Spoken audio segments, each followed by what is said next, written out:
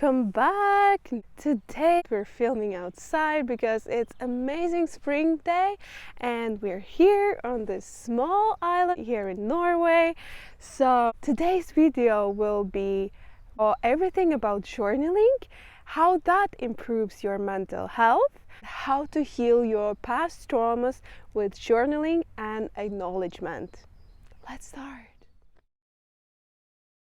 First of all, journaling helps to improve mental well-being. How does that work? First of all, you acknowledge the problem, you acknowledge your feelings through writing down, and then you can find a solution, right? Builds up resilience.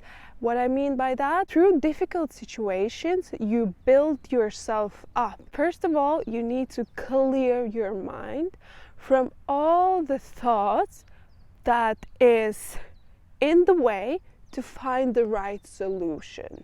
Gratitude journaling helps a lot, and research shows that.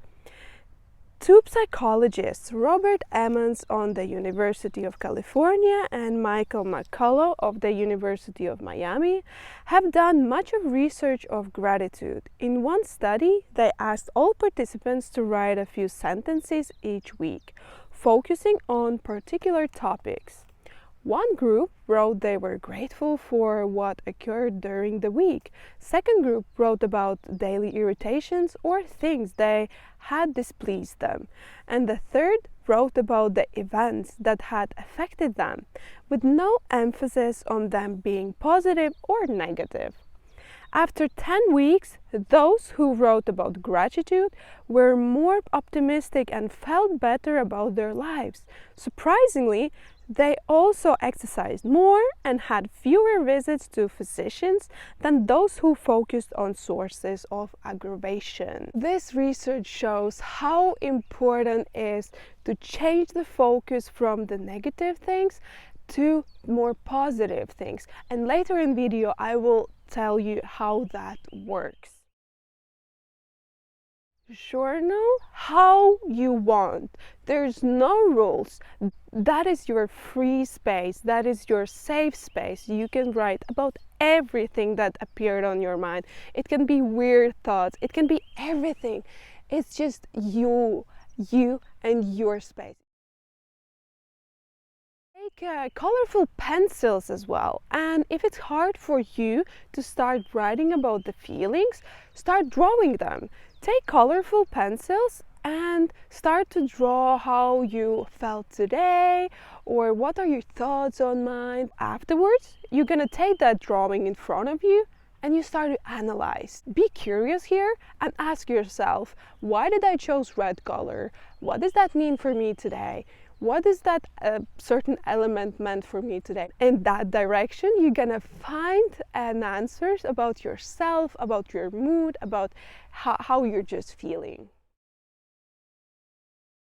Keep your journal close to you, so whenever you have some thought, you can write them down. Or for example, you can use your notes in your phone. This is how I usually do during the day when I don't have a journal with me. So I'm just writing down in my notes, and then later in the evening I'm sitting down and reflecting on that and try to dig deeper what really happened there. Be curious about yourself. Try to explore everything about yourself, because trust me, I'll give you 110%.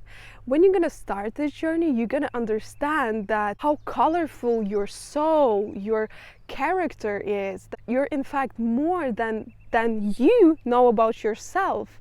There is so many sides of you that haven't still been explored. See yourself as a diamond, because diamond, it has a different sides, right? It can be like 1,000 sides on one diamond, right? And it's exactly you. Let's say that from those 1,000 sides, you're acknowledged just 100. But what about rest 900? That is our personality. I guarantee you have such an interesting personality. You just need to start to be curious about yourself, start to get known to yourself. Don't be afraid of your feelings. It can come up some unpleasant, hard feelings during the writing, but don't be afraid. All of the feelings, it's just you. Be honest and vulnerable with yourself. As I said, that book, no one gonna see. It's just you sitting down with yourself and understanding yourself. So write everything that is on your mind, because that's the true way to finding who you really are. Let go of judgment when you're writing. There is no such a thing as stupid thought or ridiculous or not so important. Every thought has a reason to be there. And when you start to dig deeper, when you start to analyze more, you're gonna understand that that exact thought here is for some reason. And maybe that reason was planned for 10 years ago, and you still has this thought pattern. Let your mind wander. It's not a meditation when you need to focus on your breathing, when you're observing your thoughts and you're just letting them go. Here, right now, it's not a meditation. You're allowed to think everything, you're allowed to write down everything, express yourself and your soul. First of all, I would recommend you to do this in a nice, cozy way, this evening ritual every night before bed. So make some good tea or hot chocolate. I'll be there around my phone. Oh, hi. Before you start writing, get some snack, get some chocolate. Right now, you're gonna work with your unconsciousness. And when your unconsciousness is tired, is irritated, is in the negative thoughts, then you won't get an access to that door to unconscious world. So here you need to be with unconsciousness a little bit smart and just kind of give a little treat to yourself so that you get the access to all the secrets that you have. Start writing about your feelings, about your emotions that you experienced today. And maybe you can connect them with certain situations, certain people. If you're not so known with the different feelings and emotions, I would recommend you to find emotion wheel or emotion circle on Google. Just take that in front of you and go through them and try to understand where did you felt through the day. But another thing here, it's really normal that you had a few emotions during one day. And like me personally, I'm super emotional person. Like in one day, I can be up and down like 3 times, you know. So, but it's really nice that you're aware of that and that you're tracking your emotions. When you're done writing your emotions, write the gratitude. At least 3 things, those beautiful things that happened during the day that you're grateful for. And now we're going to talk about exact situations that triggered you. Let's say that during the day you experienced some negative emotions. Ask yourself such a questions as, what exactly triggered me in that certain situation? Was that person's actions? After that, ask yourself, where have you experienced this type of a situation before? Try to understand where and when. I'm pretty sure that you had this kind of a situation before. We as a human being, from psychological perspective, are tended to attract the same situations that are imprinted in our mind. So let's say, for example, I'm a victim, right? So I'm gonna be attracting, I will unconsciously get in those situations just because I need to live my pattern. So that is how our human mind works. When you found out that past situation, that was the kind of a root cause. Now you can ask yourself, let's say that it was your mom that did something bad to you. Then Don't be afraid to get in that situation again. The biggest problem here is our suppressed feelings. Those feelings that we just pushed away, we didn't want it to experience, or we were not allowed to experience. And that is the reason why those situations are coming again. Here you can ask to yourself, what would you do in that past situation? What would you love to do in that past situation? What would you love to say in that past situation? Write everything down. Write everything down that's in your mind. Our feelings is just a sign that something is either good or maybe out of the balance if we're in some negative emotions. Another tip I wanted to talk about, persons that annoys us. And here I can say that look at those people as teachers. I will explain you why. Because those people are just mirroring you, your shadow side. Let's say that, I don't know, Kelly is being really loud at the party, and I'm being just annoyed, like, oh my god, like, why is she so loud? Like, I don't understand. Can she not be like normal? In fact, I really want to be loud and get all the attention, but I'm not allowing that side of me to come outside. And that's why I'm projecting that to the other people. So there is such a term in psychology as a projection, and that comes out really good here. Try to understand what is so annoying about that person. Here you need to be honest with yourself. So when this shadow side, let's say, came up to the sunny side, then you can start to implement that in your consciousness, in your personality.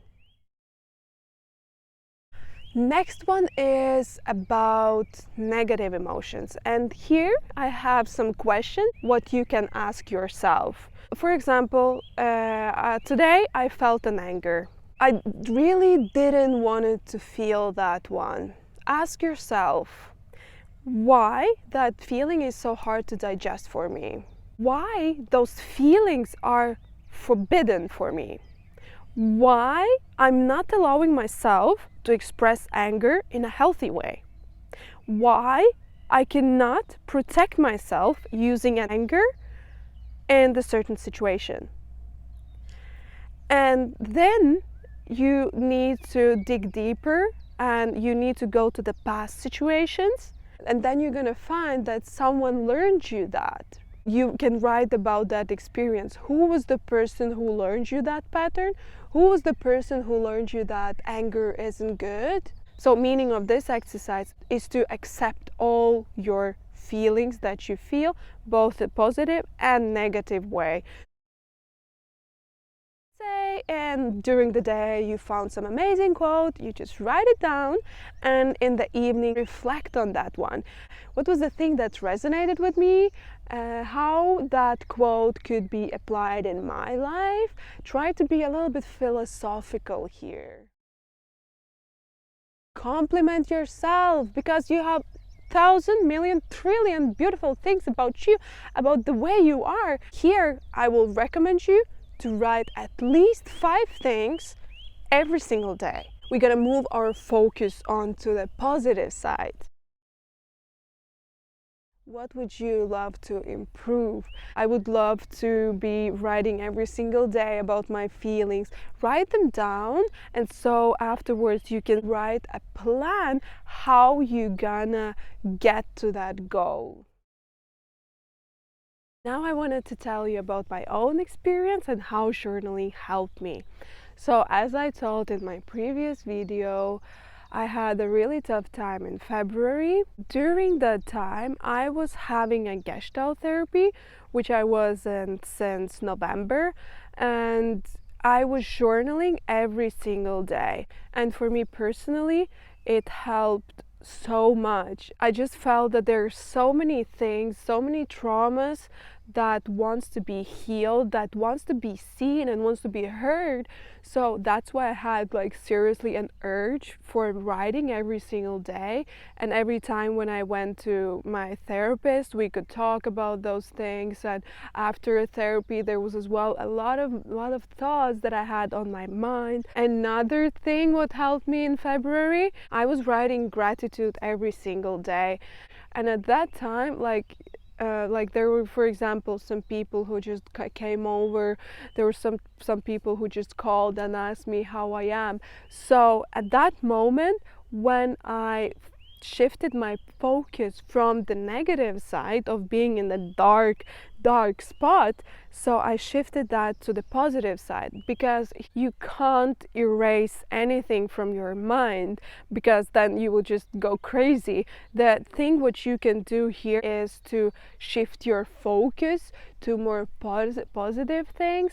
So after that 1 month of writing every day, I felt that I got a little bit lighter, like emotionally. I wasn't writing every single day, but I still kept writing like once in 3 days, so a few times a week, or when I feel an urge. And as well, right now I'm still writing, I'm still journaling my feelings or my thoughts, because there won't be happening things every single day, right, in your life. Like, I can't say that my life is so exciting right now, that there are a lot of things happening and I'm seeing people, like thousands of people every day and stuff like that. So basically, like, some days are just really chill, you know, like you're kind of your emotional state is pretty flat, so you're kind of on the same spot, which is kind of a great, I guess. I'm really thankful that I found this tool, that I started with journaling, because there was just so many things that wanted to be healed, that I wanted to talk about, that I wanted to acknowledge. Because the problem why we're, for example, still in our traumas is that we're not seeing them. We're not taking that seriously enough. But when you start therapy, you start to understand that all those situations that you had in your life, in negative sense, that they had a huge impact on you. Thank you for watching. I hope you enjoyed, and comment down below, let me know if you ever had been journaling or not. I'll see you on the next one. Bye.